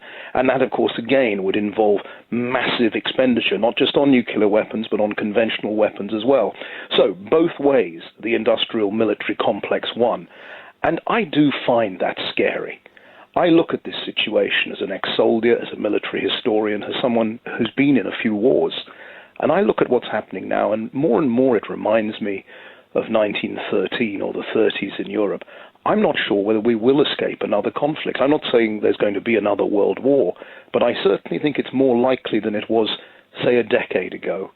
There is a great deal of instability in the world, and it also doesn't seem to be very predictable. And you look at the people in power. Look at the president of China. Look at Putin. Look at Trump. These are not people you would put great faith in. Well, and I look around and I don't see any great political figures anymore, no great diplomats, no great statesmen. I see egos in power. Well, I just actually made a similar point just a few minutes ago. Our country has had even greater challenges than those that face us now. In 1940-41, we stood alone while the Americans were watching the war on newsreel. Hitler was at the Channel ports. We faced existential threat. But as good luck would have it, a leadership emerged that was up to and capable of dealing with these challenges. But everyone seems so much smaller now, and I don't just mean the British government. As I look across the European continent, for example, there are no real leaders. I mean, most people listening to this couldn't tell you who the current Prime Minister of France was, and scarcely tell you who the President is. They might know Angela Merkel, but they don't know the Prime Minister of Italy, not least because actually they don't currently have one, and so on. It is a much smaller, was it Greta Garbo that said, someone said you used to be big in pictures. She said, I'm still big, it's the pictures that got small. Government, state, leadership has all got very much smaller, don't you think? I do, and unfortunately I concur with you almost completely on that. You look around and everybody looks like a bureaucrat of one sort or another. They look like bureaucrats, time servers. They don't look like big beasts. They don't look like people who could lead in the event of, real dark stuff happening. And what worries me is look at the British Navy now. Look at our ground forces down to, I think we've got 80,000 now in the Army. Overall forces about double that.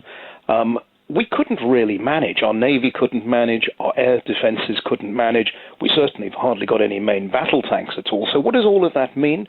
It means that we're more and more dependent again, unfortunately, on nuclear weapons. Now, the people that we've got in power, could they really handle that sort of situation? Let's say there was some incident blew up in Crimea or Estonia, wherever it might be. Could they really handle that sort of pressure? What would happen? Well, I think we'll probably disagree on this, but the most outstanding figures in the world today are Lavrov, the Russian foreign minister, and Putin that you referred to earlier. They seem to me the only two big figures in the world today. But you make the point about the Navy. I once used to have for many years, 17 or 18 years, duties in regard to the Navy, in that I represented a very important warship building yard. And at that time, I was constantly lobbying defence ministers, Alan Clark, the late Alan Clark, and many, many others, for more surface ships, more Type 23 frigates, which is what we were specialising in building. The Royal Navy has become shriveled to the point of almost irrelevance in an island state. And we've now got an aircraft carrier without any aircraft on it. Which is an extraordinary and ridiculous situation, George, and I concur. And it is very worrying. And when you talk to old soldiers, old sailors, and indeed serving ones, they will tell you that we can no longer do the job. And that is a terrifying position for a major nation to be in. And meantime, what do we see in Europe? The European nations have got tremendous financial difficulty. They don't want to be putting money into conventional forces. And that means, again, we're becoming more reliant on the nuclear tripwire, a very dangerous situation. And then you look at Eastern Europe and you look at what the Americans are proposing to do, putting new ballistic weapons up onto the borders in a way, in an almost provocative action against the Russians. Now, I'm not as much a fan of Putin as you are, but I do agree that he's a strong figure and a man to respect, whatever else he may or may not be. It does worry me. And, of course, the game he plays in Russia is a very different one. The old Soviet doctrine, the Marxist-Leninist doctrine, was that in the event of war, it would be the country that had the strongest economy that would always win. Well, if you look at modern Russia, it certainly does not have a particularly strong economy. I do think what Putin has done is give the Russian people back a certain self-respect. And I think people in the UK and elsewhere in Europe and the States don't understand how important that is to the Russian people. So I think that's one of the reasons he's prospered, and indeed it's possibly the reason that we see Trump prospering in the US, because people, that old Rodney Dangerfield line, I don't get no respect, and he's given back ordinary people that sense of potency which they've lost, and that, I think, explains a lot of the success of sort of outsider nationalist candidates and similar, because people were feeling disempowered by their own political systems. However, that's as maybe. It does not create a stable international situation, and I am very concerned about just how unstable things are at the moment, and as I said, how they might mirror the 1930s. You and me both. It's been a pleasure talking to you again, Mike, albeit on a very somber note. Mike Yardley, a military historian of note and a former soldier who knows a thing or two, or three or four, about these matters. Thanks for joining us, Mike Yardley. Bunsen Burner says Hillary was devious. You couldn't trust. Trump is a loose cannon, but he can be manipulated. John Robertson says, it's like saying I'm bringing my gun to school, but I want you to stop bringing yours when you get one first. Very good. That's on the nuclear question. Roy says, Britain deserves better and get Britain back to work again. Should be Jeremy Corbyn's New Year slogan in the new year. That's from Roy in Kent. Very good, Roy. Now, the legend, that is Damien in Brighton. He's up next on the subject of nuclear weapons. Damien, welcome back. Good evening, George. Good evening, sir. George, I just phoned this evening to make a very simple argument about nuclear weapons. Yeah. Now, Nye Bevan posed a question about nuclear weapons. He asked, what is the most effective way of getting the damn things destroyed? And there is actually an answer to that question, George. And surprisingly, the answer to the question is globalization. The argument I would make is that the economic interdependence of the world states that has resulted from globalization has created a situation whereby no nation would discharge a nuclear device, because if they were to do so, it would create an economic chain reaction which would bring down the entire global economy. Well, that's true, and would kill a lot of people. Why then build more of them? Well, that's obviously someone is making money from it. I mean, nuclear weapons, globalization means that nuclear war is no longer a regional matter. And I think that's my main point, George. So why they would do it, their motivations, it must be financial. I mean, that was the point I wanted to make on nuclear weapons. If we've got a moment, have we got a second to talk about China? Yes, of course. Of course, go ahead. So Donald Trump is obviously lacking in historical background on this. I mean, just in a nutshell, just to, most of your listeners will be aware of these facts, but the story about Taiwan obviously goes back to the civil war in China, which preceded the Second World War between the Chinese Communist Party and the Chinese nationalists. Now, that war was halted during the Second World War, so that obviously forces could be combined to fight the Japanese. And then it was started again in the post-Second World War period. And the victors of that war were the Chinese Communist Party. The Chinese nationalists then fled to Taiwan. So shooting through now to the early 70s, where Nixon went over to China and began a relationship, diplomatic relationship.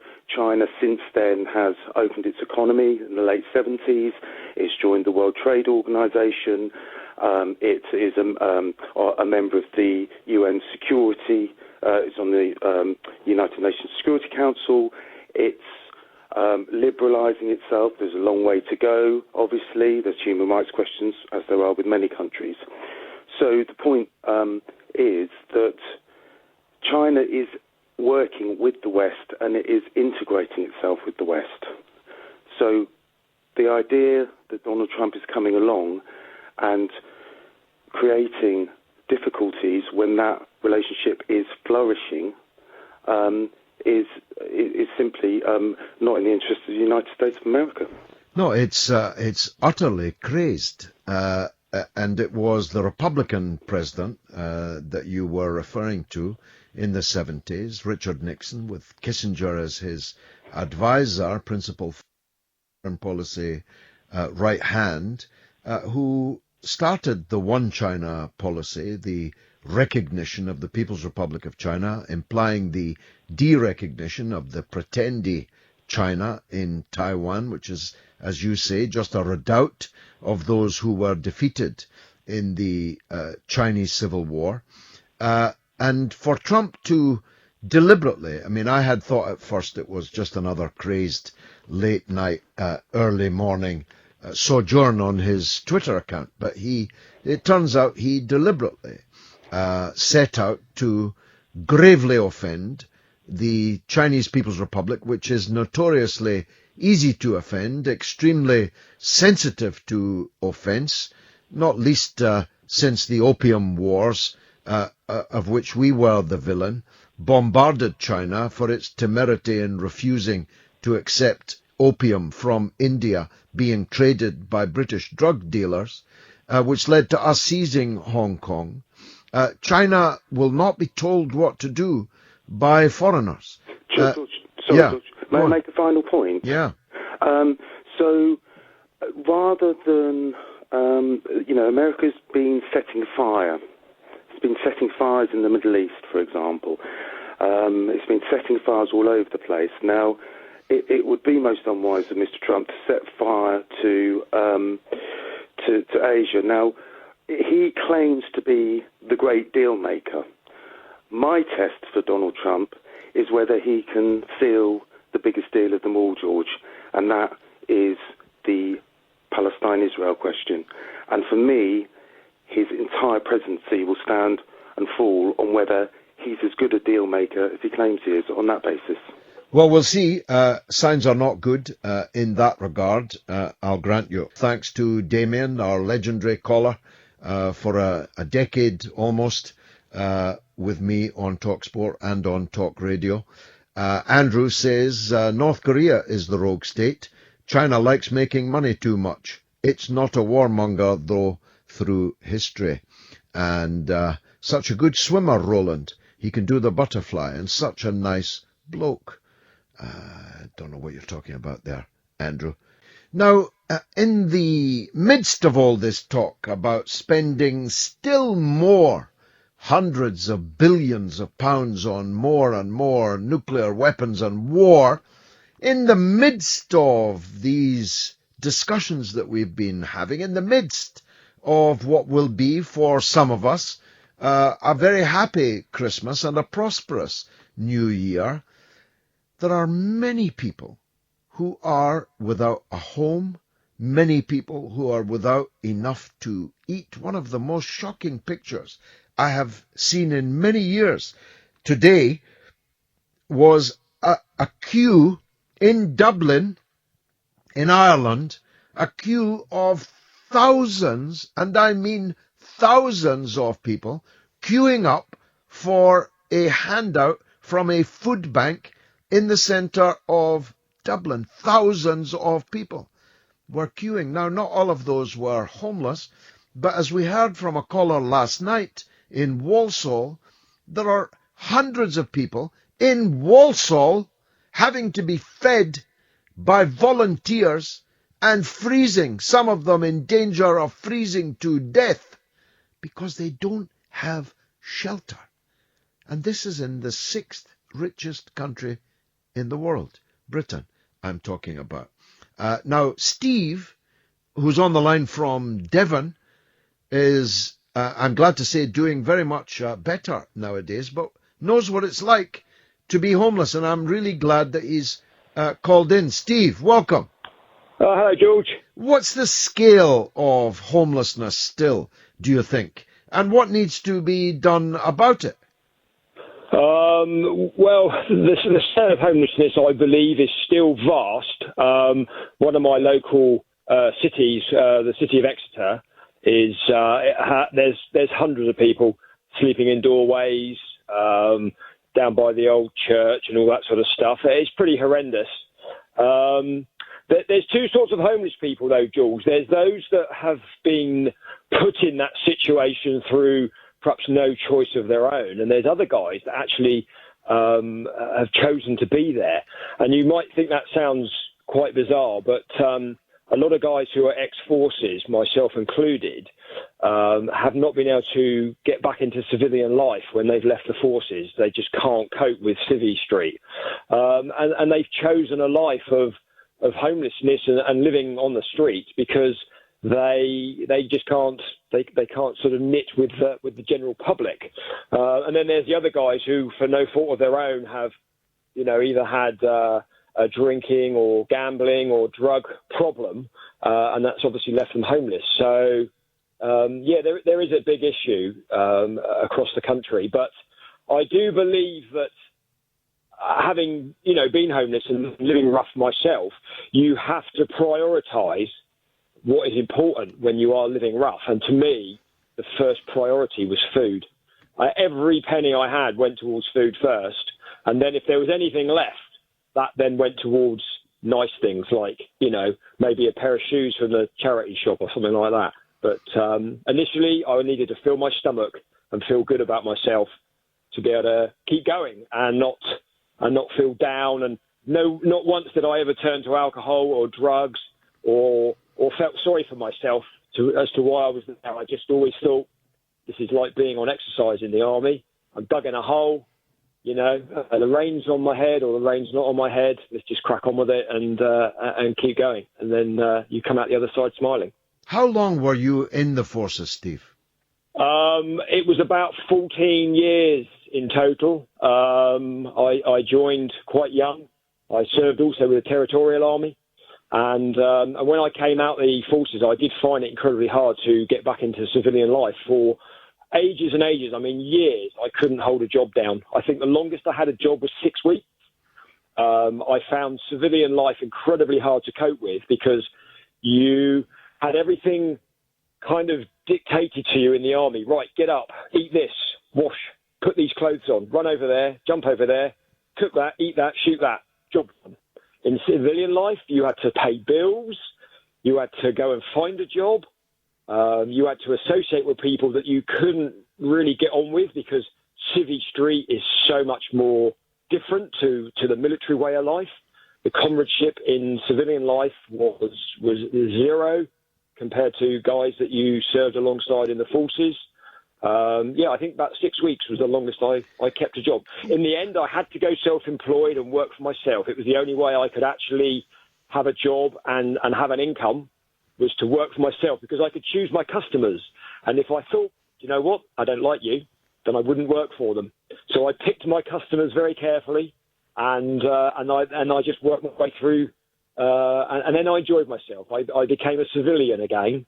I still do look up when the Chinook flies by, though, and it does make the heart tick a little bit. But, yeah, it was hard for at least 3 or 4 years. I was just going to ask, so 3 or 4 years, 14 years in the services, 3 or 4 years re-entry period, and what kind of business are you doing now, if I may ask? Well, I've literally just finished building a house for me and my wife and my family, my 2 children. And I have to, on air, obviously, it sounds a bit strange. I have to thank my wife's parents for giving us an old, disused barn to convert into a lovely, beautiful house that I'm literally moved into today, a couple of days before Christmas. So, well, I congratulate you on that, well, and I'm very happy to hear that. But I must admit, it's very much a story of from rags to living in a beautiful house. Well, thank the Lord and your wife's parents for that. But when you look around, when you see these few hundreds in Exeter that are living rough, you must look at them and know that but for the grace of God and your wife's parents and your wife, you'd still be there. Yeah, I probably would have not got to where I am in life if it wasn't for other people around me. I have had a huge amount of support and help from my wife and the family around me. And this is a sad bit about living on the streets and living rough. If you don't have any immediate family that actually have any love or feeling for you, you kind of almost think, well, what's the point in changing what I'm doing? Nobody cares whether I'm here or I'm not here. Nobody cares if I'm alive or dead. So the fact that I had, well, when I was living rough, it's a sort of interesting story, but I desperately needed to go and do something adventurous when I was living rough. So I managed to eventually get myself a job, and it was only part-time, and I drove for a local taxi company. And I earned enough money to go to Africa and cross the Sahara Desert. And that was the thing that was getting me out of the cesspit that I was in. And one of my customers, one Saturday night, was my now wife. And we were chatting away very briefly. It was a flit of eyes across the car bonnet. And then, you know, the rest is history. Well, it's a very beautiful story. But one thing sticks out for me, Steve. We're always told, and I myself have sat through it innumerable times in almost 30 years in Parliament, that the country will never forget the service that is given to it by its armed forces. And we're always told that they are heroes. Yet you describe a situation where you were 4 years on the street with nobody really caring about you. And you'll know, I know, that the prisons have a disproportionate number of former armed forces people in them. The mental health system has a disproportionate number, and the Legion of the Homeless has a disproportionate number of former service personnel amongst them. Does that not make you feel that these politicians are hypocrites? Because it certainly makes me feel that way. I'm not sure hypocrite is the right word. Nobody makes us go and sign on the dotted line to sign our life away to the forces. We go to the forces voluntarily. It is a lifestyle. You don't join the army as a job. You join the army as a life. It's 24 hours, 7 days a week, 365 days a year. You don't join the army to go 9 to 5, Monday to Friday. So you want to join the services because of everything that you believe in, whether you believe in, being a good patriot to your country, or whether you just want some guns and muck. However you have looked at, doing it, nobody makes you sign on the dotted line. So, no, but is there no duty of care when you're finished? Well, I think there is, but the problem being is that it's not a bottomless pit of money. All right, the country isn't full of, millions and millions of spare pounds everywhere. The guys, I believe, who are the ones that need most amount of money at the moment are the guys coming back with post-traumatic stress. They're the ones that are getting left behind. The guys who have had limbs blown off from IEDs over in Afghan and Iraq and all these places, they seem to be getting a lot more treatment. And now I ended up in Headley Court, which is a Tri-Services Rehabilitation Centre up in Epsom. I ended up there for 12 months with severe spine injury, which is another story. And at the time, there was 1 or 2 guys coming in with limbs missing from IEDs. But it's the guys that have no physical injuries, only the mental injuries, are the ones who are suffering. And these are the guys that are going to end up on the streets, because the guys who've got no arms and no legs, they get the house, they get the wheelchair, they get the care, they get the false legs, the arms. And, I take my hat off to them. I couldn't cope with some of the injuries that these guys have had. But the guys with post-traumatic stress, it's almost like, well, you look well, so you must be well. So it's like they get brushed aside, and they're the ones that end up homeless, and they're the ones that end up, eventually, a lot of them take their own lives because they can't cope with the stress. Yeah, I should have mentioned that, of course, the number of suicides amongst former service personnel is also huge. They say that every war creates something like 2/3 more casualties from suicide. If you look at the Vietnam War, I think 60,000 American troops died in battle, 120,000 killed themselves after the battle within the sort of 5 years, within the battle finishing and 5 years on, about 120,000, I think, committed suicide. So it's literally about 2/3 more died after the battle. And I think the same was almost the same with the Falklands. I think it was about 600 and something died in the Falklands and about 1,500 died from suicide. There's a huge amount. It's a huge amount. So it's the post-traumatic stress guys that are getting the bum deal, if you like. Well, look, Steve, I'd like to talk to you for longer, but we're running out of time. I wish you and your family a very happy life in your new home. And, I must admit, I'm looking forwards all the time, every day. It's brilliant. I can't knock it now. It's just, it's a real fairy tale. Well, I'm really happy to hear that. It's a wonderful Christmas story, albeit one which comes from a dark place. Wayne Mack says the billions spent on Trident could quite simply be spent on conventional weapons and bolster pay and conditions for troops. A very good point, Wayne, one that I've been making all my life. And, of course, we could add to it now.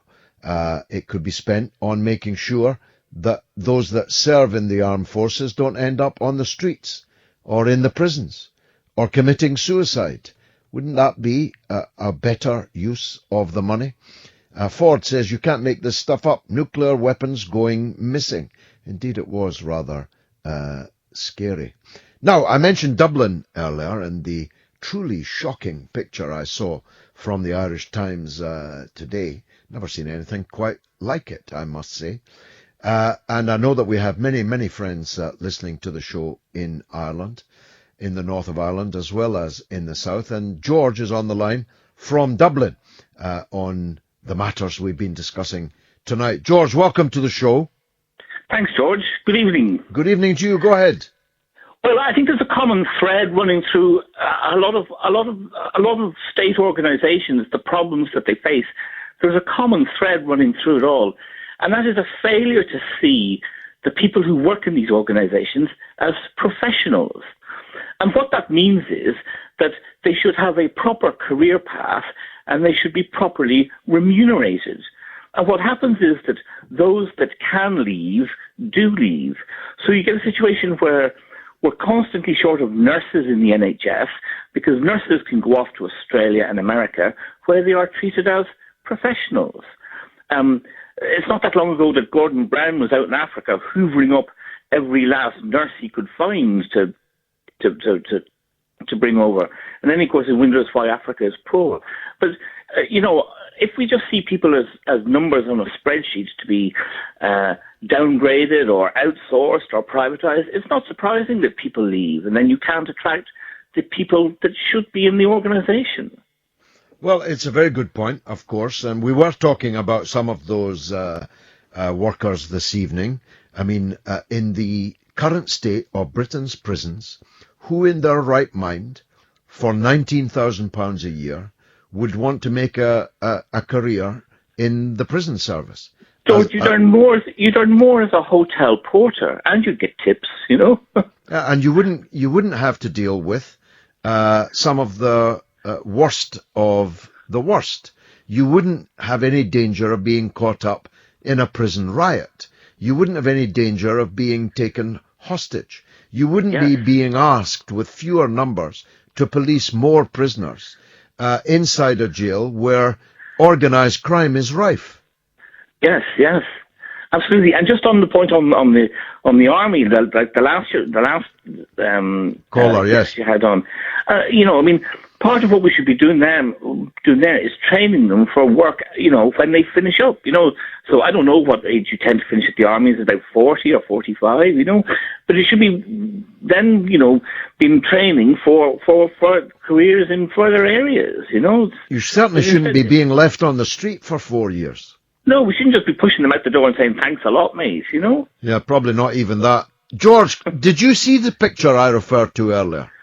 No, I didn't see today's Irish Times. Take a look at the Irish Times. There's a picture of what I'm guessing now is around 6,000 people in Dublin queuing for a handout of food from a Christmas food bank. But I have heard that some of the food banks have run out of food today. I heard about that down in Limerick. Well, I must say your government has done a grand job of aping our government in bringing the cold winter of austerity to the great people of Ireland. George, thanks very much for your call. Let me, as I like to, finish with a woman caller, and a very fine one. It's the lovely Norma in Bristol. Go ahead, Norma. I don't know about that, George. I mean, this is only a quickie because you just said there was a few minutes left. And I really think that I shouldn't bring you back to this, but you must see that Pilger documentary about China, George. I mean, what worries me is the USA have lots of bases all over the South China Sea. Mm-hmm. And now Mr. Trump is saying more nukes he wants. I mean, what's he playing at? Because it's not making it a safer world. And who is the aggressor? It's not China. No. Of course it's not China. I know, China wants to trade with the world, invest in the world. It's doing extremely well. The last thing China wants is military confrontation. It's not Chinese bases that are ringing the United States. It's US bases that are ringing China. That's right. Yeah, no. It's just that I thought I would bring it up because I really would like... I know you can have a lovely Christmas. No, it's called The Coming War on China. I'm going to watch it over Christmas. Yeah. But John and I don't need to watch each other's films. We have a kind of telepathy. We have the same world view. And so even though I haven't seen it, I know that I'll agree with every particular in it. And I have friends like you that keep me updated about it. Norma, thank you. Merry Christmas to you. Okay. And I hope we speak to you regularly through 2017. Now, an SMS from an anonymous person says, UK renew Trident, HS2, third runway, no money. And Andrew says, I'm ex-forces, 2 para, and was looked after wonderfully by the Legion and other agencies. It's hard to adjust after 3 wars. Do you know something, Andrew? I knew that you were an ex-para somehow. Now, are there any others? Yes, Ford says, male suicide has gone up over the past few years because of the army coming back from the wars. And there are others too that I can't quite get to because I've run out of space on my computer. But somebody whose name I can't see says, Margaret Thatcher, George, that's where it all started. It's Andrew. Well, Andrew, you never said a truer word. Margaret Thatcher is where it all started. And Ronald Reagan, across the Atlantic, is where it all started. I was there. I was fighting them at the time. And if yous had all listened to me, we might not be in the state we're in.